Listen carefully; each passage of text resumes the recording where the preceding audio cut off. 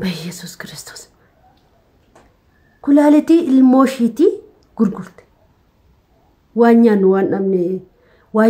وان أمنيف جتة قدانا رتو جرتو كلالتي الموشيتي فوتي غرغرت باستيك أدوك منا غوتي باستيك غرغرت أبان سبودة أجي تولي أشمار كفوني كبجمتوتا في داوتوتا لين ساملونا فاميلي جرتو نغا كيساني نغان سنيفا بايتو داوتوتا كيا كبجمو في جالتمو لايك شير كومنت سبسكرايب غچون دغتينا channel kana fi saaraa wartaatan subscribe godha garmaati keenyatti makama waan nama gaddisiisu ilmoon akkamitti haadha irratti cakkan haati ilmoo irratti akkamittiin cakkanti maaltu cakkansiisa ta'uu waan qabuudha wanti kun ta'uu waan hin qabneedha malee ani fakkeenyaaf ilmoon dhalee jechuudha ilmoo koodhiisaatii ilmoon namaatu nagaddisiisti jechuudha gaafa beeloftu garuu qaamashi ikkiminna goote yookiin kulaaliti shi baastee gurguruudhaaf kan ofii gurguruudha malee kan ilmoo ofii gurguruun in ulfaata jechuudha gurraaf nu dhagaa'uun in ulfaata dubartiin kun maal goote viidiyoo baay'ee nama gaddisiisu tokkoon argee jechuudha viidiyoo dhugaadhamaan waraabameedha jechuudha viidiyoo dhokataadhaan jechuudha baay'ee rakkinarraan kan ka'e beelarraan kan ka'e homaa dhabuurraan kan ka'e baay'ee rakkatanii waan nyaatan waan dhugan dhabanii otoo jiranuu mana kiraayes waan kan falatan dhabanii godaanaa baanii jechuudha godaanaa baaniitu gaafa godaanaa baanu mucaan harkatti beela jechuudha waan gootu gaafa dhabduu mucaan beelofnaan ijoollee lama qabattee baate kan mucaa isa guddaa kulaalitii isaa karaa mirgaa fuutee gurgurtee jechuudha baay'ee nama gaddisiisa dhugaa kun dubbachuun nulfaata jechuudha kulaalitii mucaa kanaa gurgurtee gaafa jettu birrii guddaatti gurgurtee jechuudha kulaalitii mucaa kanaa jechuudha kulaalitiin daa'imaa yoo akkuma beektan qulqulluudha jechuudha waan tuqameen qabu natti fakkaata gurgurtee mucaan amma kulaalitii tokkoon jiraachaa jira jechuudha kulaalitii tokkoon hin jiraatama garuu nageenyi isaa shakkisiisaadha jechuudha abbaan gaaf tokko hin shakke jechuudha gaafa shakkuu dhukkubnaan mana yaalaa geessan mana yaalaa gaafa geessanii kun seenaa ta'eedha ijoollee wanti seenaa ta'ee jiru viidiyoodhumaan arge jechuudha dubartiin kun dhumarra waan abbaan manaa waan godhe viidiyoodhaan sin agarsiisuu nan danda'a jechuudha gaafa kulaalitii kana gurgurtee mana bittee mana bareedaa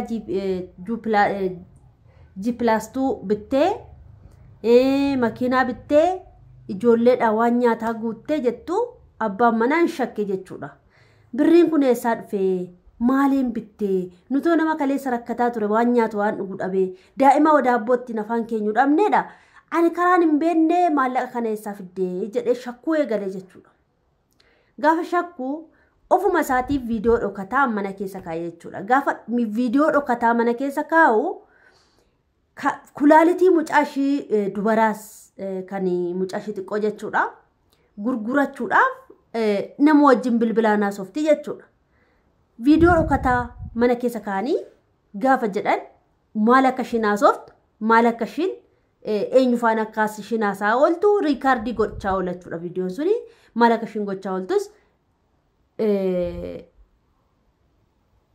waraabaa oolaa jechuudha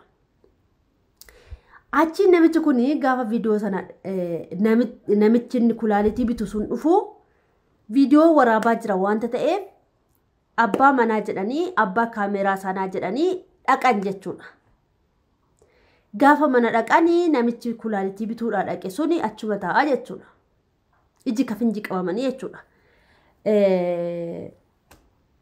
kulaalitii lammaffaa gurguruudhaaf jechuudha kan mucaashisa tokko ishittinna haata akkana garaa jabaattu maali dhugaa waaqayyo haata akkana garaa jabaattu daawwattoota kee baay'ee tokko waan biraa miti ilmooni akkatti in jedhanii ciniinsifatanii dhalanii innaa kulaalitii isaa akka salphaatti baastee gurgurtu ilmoo ishii billaadhaan baqaskitu maaltu ishitti dhaga'ama cakkaanyi akkamiitaati kun cakkaanyi akkamiiti haata akkasii kun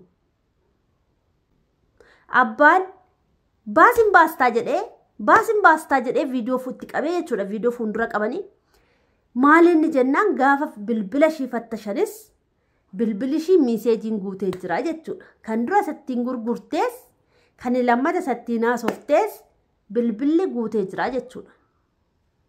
Abbaan kun maal murteessee kulaalitii shii baasee yoo daa'ima kanaaf kulaalitiin kun ta'e kan shiitti kan mucaatti aagaluufi kulaalitii tokko mucaan kun jiraachuu hin qabu seerri naaf haa gaafatu jedhe jechuudha.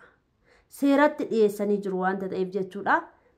Baay'ee ulfaataadha jechuudha. Haati hangana ilmoo irratti garaa jabaatti jedhee yaadu jechuudha. Dhugaa hangana warri dhalee qabu nuti ammoo warri daa'ima qabna hangana ilmoo keenya irratti garaa yoo jabaanne ormi maalaa godhu. Ilmoo namaa irratti akkamittiin garaa jabaatama. Dubartiin kun ammam garaa jabaatti dhugaa waaqayyo ammam ilmoo ishee irratti kan garaa jabaatti ilmoo namaa morma kutuun irraan deebisu jechuudha. Ilmoo ishee irratti kan garaa jabaatti ilmoo namaa irratti garaa deebisu jechuudha barraaqarra. Ilmoo namaa irraa guurtee gurgurachuu hin dandeessu jechuudha. Dubartiin kun garaa jabduudha jechuudha. Hin jabaatti jechuudha garaa.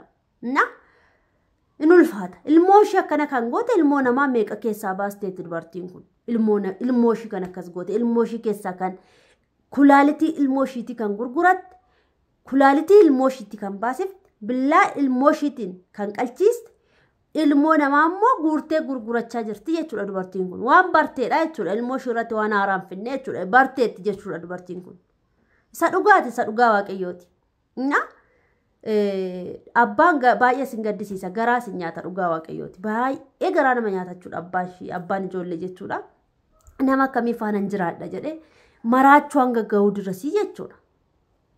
Amma maraachuu ga'uu dirasii jechuudha. Bara akkamii keessa akka jirru in ulfaata barichi. Bara namni walitti cakkan, bara ilmoo irratti cakkan, bara haadha irratti cakkan, bara abbaa irratti cakkan, bara hollaa irratti cakkan, bara waan tundu walitti gaggalabatamedha barri kun jechuudha. In ulfaata dhugaa. Dubartiin kun baay'ee garaa jabaatti jechuudha. Kulaalitii ilmoo isheetii baastee gurgurtee makiinaadhaan jijjiirrattee manaan jijjiirrattee waan ishee barbaachisu guuttattee har'a garaatti nyaattee har'a manni kunis galabatamuu danda'a.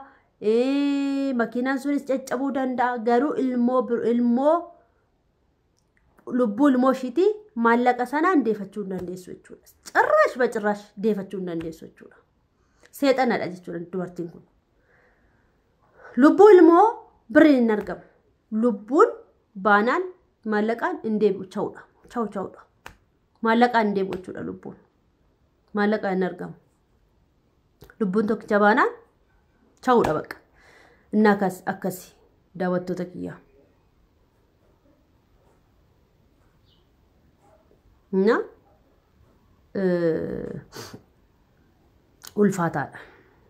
Ulfaataadha dhugaa.